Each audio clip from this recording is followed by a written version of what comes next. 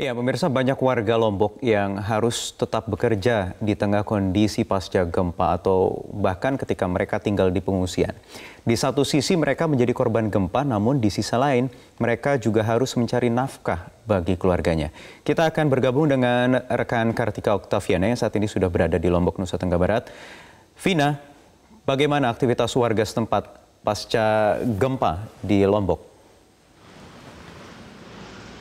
Wahyu, betul sekali yang Anda sampaikan tadi bahwa warga di Lombok ini tetap beraktivitas, tetap harus bekerja, begitu sebagian dari mereka tetap harus bekerja meskipun mereka tertimpa bencana gempa menjadi korban. Saya melihat bagaimana rusaknya bangunan rumah mereka. Saat ini saya sedang berada di Desa Pamenang, Kecamatan Pamenang, Kabupaten Lombok Utara. Ini adalah lokasi yang terdampak cukup parah dari gempa yang terjadi pada Minggu malam lalu. Warga tetap harus beraktivitas karena ini merupakan salah satu cara mereka untuk mencari nafkah dan juga merupakan kewajiban mereka, juga tanggung jawab mereka. Sebagian dari mereka adalah petugas medis yang bekerja di rumah sakit, petugas rescue juga yang harus membantu proses penyelamatan dan lain sebagainya. Ada juga yang bertugas di hotel dan salah satunya juga adalah jurnalis Metro TV yang tetap bekerja. Meskipun gempa menghantam rumahnya sehingga rata dengan tanah. Saat ini saya sedang berada di depan kediaman atau bangunan rumah dari Adi Henry dan kondisinya memang sudah rata dengan tanah, hanya tersisa bangunan bagian depannya saja, ada pintu dan atap, namun sebagian besar dari bangunan ini sudah hancur total. Bahkan barang-barang juga tertimpa bangunan ini karena tidak sempat lagi diselamatkan. Dan untuk lebih jelasnya saya ingin langsung berbincang dengan jurnalis Metro TV, Bang Adi Henry. Halo Bang Adi. Ya, halo. Kami turut prihatin atas apa yang terjadi yang menimpa rumah dari Bang Adi. Mungkin bisa diceritakan pada saat ini kita bisa melihat kondisinya, bisa diceritakan seperti apa? Ya, saat ini gimana semua rumah tertimpa dan saat ini barang-barang baru bisa diselamatkan seperti baju dan barang lainnya seperti barang elektronik saat ini masih belum bisa diselamatkan, hancur. Dan selain itu rumah-rumah kita saat ini kayak gini seperti ini. Ya, pada saat kejadian begitu ya, hari Minggu malam kami tahu sendiri karena kami menyaksikan di Metro TV bahwa Bang Adi ini juga meliput, bahkan menyampaikan laporan langsung begitu. Pada saat itu apakah sudah tahu bahwa rumahnya kondisinya sudah hancur seperti ini? Sebenarnya belum tahu kan, tapi karena saya sudah terasa di perasaan saya pasti pas ada gempa saya sudah merasa kan, pasti rumah saya hancur. Karena guncangan yang begitu dahsyat pada saat itu ya? Saya yakin pasti rumah saya udah ambruk, saya bilang kan. Lama-lama ada SMS kalau keluarga sama selamat. Akhirnya saya tenang kan, saya pasrah sudah dengan rumah itu. Jadi pada saat itu kondisinya pada saat itu adalah keluarga sudah dipastikan dalam kondisi selamat begitu ya. Pada saat itu Anda tidak ada di rumah di Kota Mataram ya. Keluarga sedang di mana pada saat itu? Di rumah mertua kan, mereka nunggu saya pulang kan, nanti pulang ke rumah, tapi selang beberapa menit dari telepon tiba-tiba ada gempa. Saya terus pasti hancur sudah rumah saya. Saya udah pasrah kan. Akhirnya diam saya, baru ada SMS. Kita di rumah aman, tidak ada apa-apa, keluarga udah kumpul. Jadi saya saya fokus kerja gimana caranya biar bisa kerja, sudah kayak gitu. Tapi apa yang membuat Anda pada saat itu Anda tahu gempa dahsyat begitu ya? Memang Anda tahu pada saat itu keluarga selamat, tapi rumah Anda hancur. Apa yang membuat Anda tetap memutuskan untuk bekerja dan tidak lari kembali ke rumah menemui keluarga dan melihat kondisi rumah? Karena mungkin tanggung jawab ya saya sebagai akhirnya udah tahu rumah begini. Sebenarnya belum tahu saya rumah ambruk kan. Tapi saya fokus, yang penting keluarga selamat dan sebagainya. Saya fokus kerja pasrah, karena ya pasrah sudah. Kayak gitu. Ini lebih kepada insting jurnalistik Anda pada saat itu, tanggung jawab jurnalistik untuk mengabarkan, atau apa sebenarnya yang ada di benak Anda pada saat itu? Bisa diceritakan suasana kebatinan Anda pada saat itu?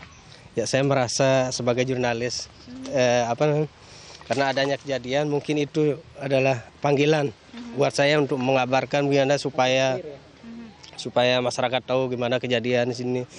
Apalagi saat ini korban di sini. Kita kan seperti ini. Baik. Cerita dari kontributor atau jurnalis Metro TV Adi Henry yang sudah menceritakan bagaimana yang terjadi. Kita kembali ke studio untuk sementara. Wahyu. Ya, baik, Kartika Oktaviana, tahan sebentar, nanti saya akan masih menggali lagi informasi dari sana, dari Anda, tetapi kita akan lanjutkan usai jeda Headline News pukul 11 waktu Indonesia Barat. Ya, kembali di program khusus Empati untuk Lombok. Pemirsa, Media Group membuka program Dompet Kemanusiaan untuk Lombok. Dan bagi Anda yang tergerak untuk membantu, dapat menyalurkan donasi Anda atau bantuan Anda di 2 nomor rekening yang tertera di layar kaca Anda.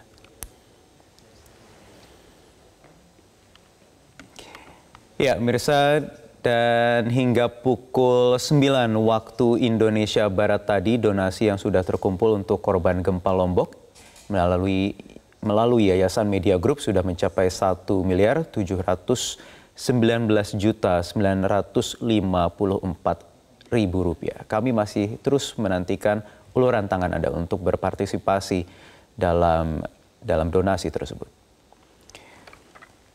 Ya, dan pemirsa, banyak warga Lombok yang harus tetap bekerja di tengah kondisi pasca gempa, termasuk salah satu rekan jurnalis kami, kontributor Adi Henry, yang memang tinggal di Lombok, Nusa Tenggara Barat, yang tadi juga sudah disampaikan dan diwawancara langsung oleh rekan saya, Kartika Oktaviana. Kita akan kembali bergabung ke sana, Vina. Ya, apalagi Vina yang bisa Anda ceritakan dari lokasi di sana, di daerah Pamenang, Lombok? Ya, saya masih berada di Desa Pamenang, Kecamatan Pamenang, Kabupaten Lombok Utara. Tadi saya masih berbincang dengan Adi Henry, jurnalis Metro TV, yang menceritakan bagaimana saat gempa dahsyat terjadi pada hari Minggu lalu, 7 skala Richter. Namun ia tetap menjalankan tugasnya sebagai seorang jurnalis. Salah satu motivasi utamanya adalah bahwa memang insting jurnalis untuk mengabarkan atau memberitakan apa yang terjadi di Lombok, Nusa Tenggara Barat ini kepada masyarakat secara luas begitu. Saya akan kembali berbincang dengan Bang Andi. Bang Andi, Anda tadi katakan bahwa pada saat gempa Anda sedang bertugas begitu ya, dan Anda terus bertugas. Tidak adakah pada saat itu rasa khawatir atau rasa apa yang Anda rasakan? Sebenarnya yang saya rasakan kan intinya pada saat itu saya bekerja dan saya tahu kalau istri saya udah udah selamat sama keluarga, dan setelah itu masalah rumah kan tidak saya pikirin sedikit pun, karena mungkin belum rezeki saya, dan mungkin dengan kerja ini mungkin besok saya bisa nabung atau bisa membangun rumah. Kalau udah bisa membangun rumah ya cukup untuk makan selama di pengungsian aja. Gitu. Jadi pada saat itu Anda tidak sempat Anda atau keluarga juga tidak sempat menyelamatkan barang-barang atau pakaian. Jadi ini pergi dan ini sampai saat ini dengan apa yang ada saja. Iya, dengan apa yang ada. Untung ada berapa ditaruh di jok untuk persiapan kerja. Sampai saat ini semua barang-barang pakaian semua di sini, dan baru bisa selamatkan beberapa yang seperti baju dan kain, semuanya pakaian itu alhamdulillah masih ada bisa dipakai. Nah, kalau kita lihat yang ada di belakang sini ini adalah bangunan rumah Adi yang kemudian rata dengan tanah. Kita bisa lihat itu bagian atapnya ya. Nah, bisa dijelaskan ini bagian-bagiannya apa sih? Ini kan kamar anak dan ini kamar tamu, terus dapur, terus kamar kita sama istri, kamar anak. Seandainya mungkin kalau anak kita di sini pas kejadian itu, karena lari pintunya mungkin agak sulit, mungkin tidak bisa terselamatkan sudah itu yang. Tapi karena dia udah untung istri di rumah mertua pada saat itu nunggu saya kan.